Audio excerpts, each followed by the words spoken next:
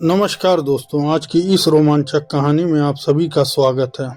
रात के 2 बजे थे। कमरे में सिर्फ पंखे की आवाज़ गूंज रही थी और मेरी आंखों में नींद नहीं थी, सिर्फ खालीपन था।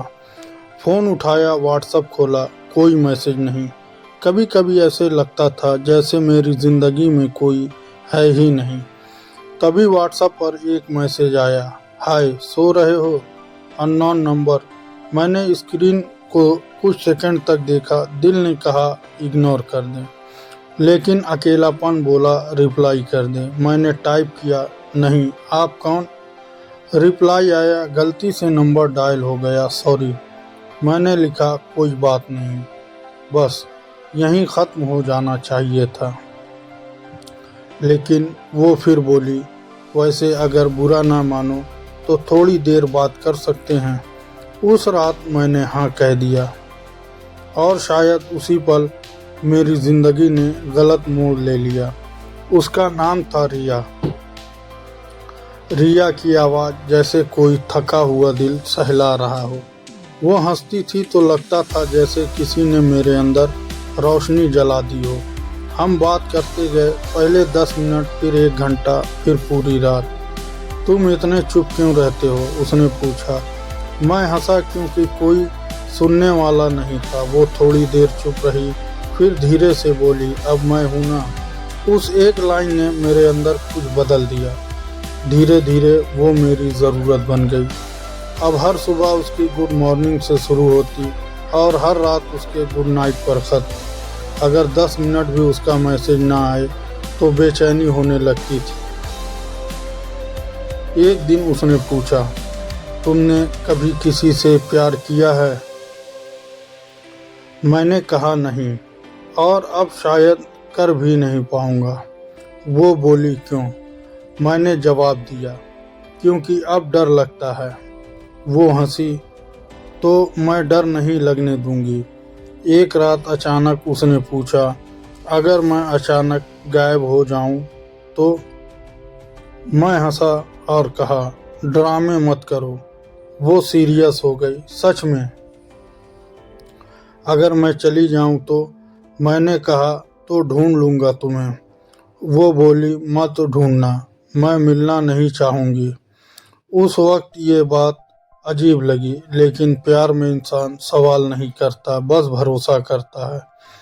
3 महीने गुजर गए, अब हम दोस्त नहीं रहे थे। एक रात मैंने हिम्मत जुटाई, दिल जोर से धड़क रहा था। मैंने कहा, रिया, मुझे तुमसे कुछ कहना है। वो बोली, हाँ बोलो। मैंने आंख बंद करके कहा, आई थिंक मुझे तुमसे प्यार हो गया है। कुछ सेकंड खामोशी रही, मेरी सांसें रुक गई। फिर धीरे से उसकी आवाज़ आई, मुझे भी। उस पल मैं सच में खुश था, बहुत ज़्यादा खुश। अब हम फ्यूचर की बातें करने लगे, शादी, एक छोटा सा घर, साथ में चाय पीना, बारिश में भीगना।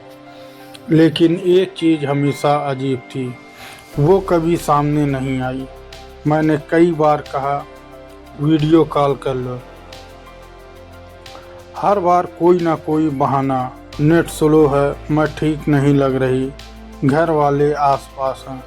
मैंने कहा, चलो मिलते हैं। वो बोली, अभी नहीं, धीरे धीरे। ये सवाल मुझे अंदर से खा रहा था। एक दिन मैंने गुस्से में कहा, रिया, अगर तुम मुझसे प्यार करती हो तो मुझसे मिलो। कुछ देर तक कोई रिप्लाई नहीं, फिर कहा, ठीक है, कल मिलते हैं। मेरा दिल खुशी से भर गया। मैं पूरी रात सो नहीं पाया। अगले दिन मैं समय से पहले पहुंच गया। हर गुजरती लड़की में मुझे रिया दिख रही थी। 1 घंटे 2 घंटे वो नहीं आई। मैंने कॉल किया, फ़ोन स्विच ऑफ। व्हाट्सएप खोला, लास्ट सीन यस्टरडे। मेरे अंदर कुछ टूट गया। रात को अननोन नंबर से मैसेज आया, जिससे तुम प्यार करते हो वो रिया नहीं है। मेरे हाथ कांप गए। अगर वो रिया नहीं है तो फिर कौन थी वो, जिससे मैं अपनी पूरी ज़िंदगी दे बैठा था? उस रात मैं सो नहीं पाया। फ़ोन हाथ में था और बार बार वही मैसेज पढ़ रहा था। जिससे तुम प्यार करते हो वो रिया नहीं है। मेरे दिमाग में हजार सवाल घूम रहे थे। क्या ये कोई मजाक है? क्या कोई मुझे बेवकूफ़ बना रहा है, या सच में मैं किसी धोखे में था? मैंने हिम्मत करके रिप्लाई किया, तुम कौन हो? कुछ सेकंड फिर रिप्लाई आया, सच जानना है तो कल शाम 5 बजे इस एड्रेस पर आ जाना। मैंने वो एड्रेस देखा, दिल धड़कने लगा। एक अजीब सा डर, लेकिन उससे भी बड़ा था सच जानने का जुनून। अगले दिन मैं पूरे दिन बेचैन रहा। कुछ अच्छा नहीं लग रहा था। खाना सामने रखा था लेकिन भूख नहीं थी। शाम के 4:30 बजे मैं घर से निकला।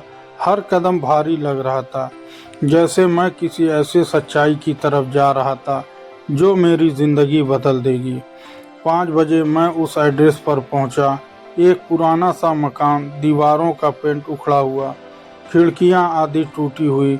मैंने दरवाज़ा खटखटाया। कुछ सेकंड बाद दरवाज़ा धीरे से खुला। सामने एक लड़का खड़ा था, लगभग मेरी ही उम्र का। आंखों के नीचे काले घेरे, चेहरे पर थकान। मैंने घबराते हुए पूछा, रिया कहाँ है? उसने मेरी आंखों में देखा और धीरे से बोला, अंदर आ जाओ। मैं अंदर गया। कमरा खाली सा था। एक पुरानी कुर्सी, एक टेबल और कोने में दवाइयों का ढेर। मेरा दिल और तेज धड़कने लगा। मैं चिल्लाया, रिया कहाँ है? उसने धीरे से कहा, रिया कभी थी ही नहीं। उस एक लाइन ने मेरी पूरी दुनिया हिला दी। मेरे कानों में शोर गूंजने लगा, जैसे सब कुछ खत्म हो गया हो। मैंने गुस्से में उसका कॉलर पकड़ लिया। क्या बकवास कर रहे हो तुम? उसकी आंखों में आंसू आ गए, लेकिन उसने खुद को नहीं छुड़ाया। बस इतना बोला, सच बोल रहा हूँ। मैंने जोर से उसे धक्का दिया। तुमने मेरे साथ ये सब क्यों किया? वो कुर्सी पर बैठ गया, सर झुका लिया और बोला, क्योंकि मैं मजबूर था। उसका नाम था आदित्य। उसने धीरे धीरे बोलना शुरू किया, मेरी छोटी बहन पिछले 1 साल से हॉस्पिटल में है। मैं चुप हो गया। उसकी हालत बहुत ख़राब है और मेरे पास इलाज के पैसे नहीं थे। उसकी आवाज़ कांप रही थी। मैंने हर जगह कोशिश की, जॉब, लोन, रिश्तेदार, लेकिन कुछ नहीं मिला। मैं उसे देख रहा था, गुस्सा भी था, लेकिन अब कन्फ्यूज़न भी था। फिर मैंने ये रास्ता चुना। मैंने पूछा, कैसा रास्ता? वो बोला, लोगों से फेक आइडेंटिटी में बात करना, इमोशनल कनेक्शन बनाना और फिर उनसे पैसे लेना। मेरे हाथ कांप गए। तो मैं भी तुम्हारे लिए सिर्फ एक टारगेट था? वो तुरंत बोला, नहीं। मैं चौंका। वो मेरी तरफ देखता है, आंखों में गिल्ट। शुरू में हाँ, मेरे दिल में जैसे किसी ने वार किया, लेकिन बाद में वो रुक गया। मैं चिल्लाया, बोलो। उसने आंखें बंद की और कहा। बाद में मुझे खुद समझ नहीं आया कि मैं क्या कर रहा हूँ। मैं चुप हो गया। वो बोला, तुम बाकी लोगों जैसे नहीं थे। तुमने कभी मुझसे पैसे नहीं मांगे, ना ही मैंने तुमसे। तुम बस बात करते थे, केयर करते थे। मेरी आंखों में आंसू आ गए। पहली बार किसी ने मुझे बिना मतलब के प्यार दिया। कमरे में खामोशी छा गई। मैं फ़ोन निकाला, हमारी चैट खोली। हर मैसेज, हर आई लव यू, हर आई मिस यू। अब सब कुछ फेक लग रहा था, लेकिन दिल मानने को तैयार नहीं था।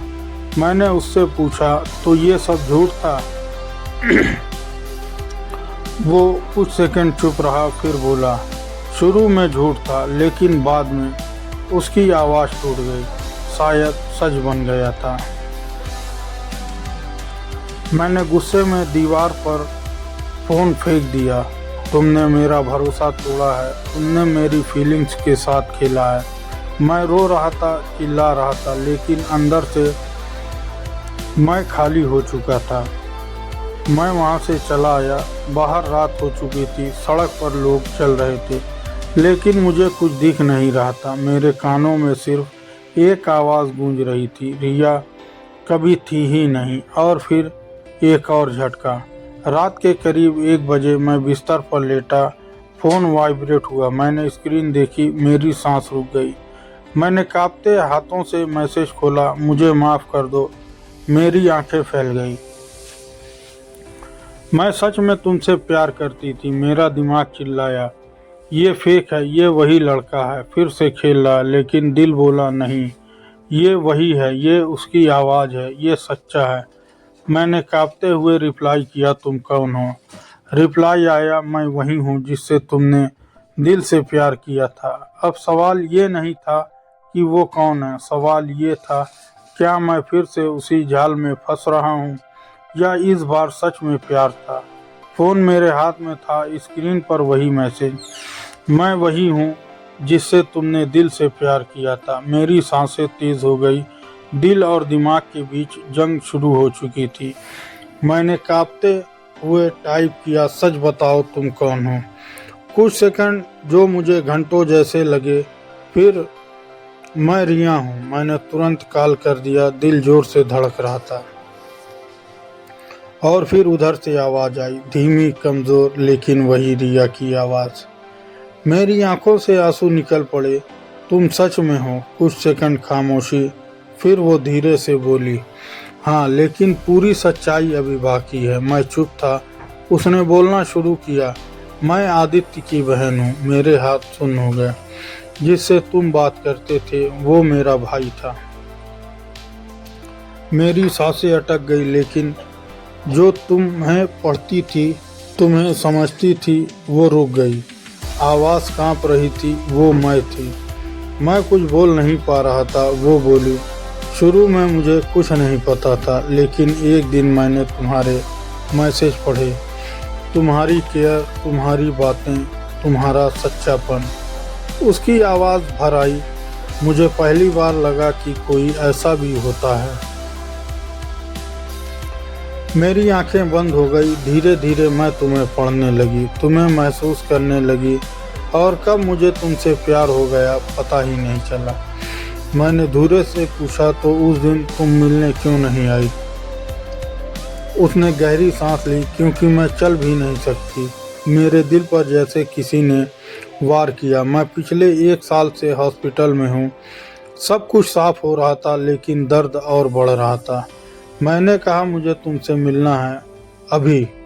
वो बोली, अब शायद बहुत देर हो चुकी है। मैं चिल्लाया, ऐसा मत बोलो। वो हल्का सा हंसी, तुम हमेशा ऐसे ही रिएक्ट करते हो।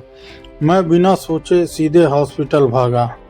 रात के 2 बजे, सड़क खाली, लेकिन मेरा दिल भरा हुआ। डर, उम्मीद, पछतावा। मैं हॉस्पिटल पहुंचा। रिया कहाँ है? रिसेप्शनिस्ट ने आईसीयू की तरफ इशारा किया।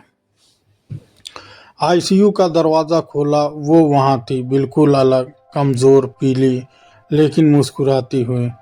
मेरे कदम रुक गए। वो मुझे देख रही थी, जैसे वो मुझे पहचान गई हो। मैंने धीरे धीरे उसके पास गया। उसने फ़ोन उठाया, कमज़ोर सा। मैंने तुरंत उसका हाथ पकड़ लिया। तुम सच में आ गए? उसकी आवाज़ बहुत हल्की थी। मेरी आंखों से आंसू बह रहे थे। मैं हमेशा आऊँगा।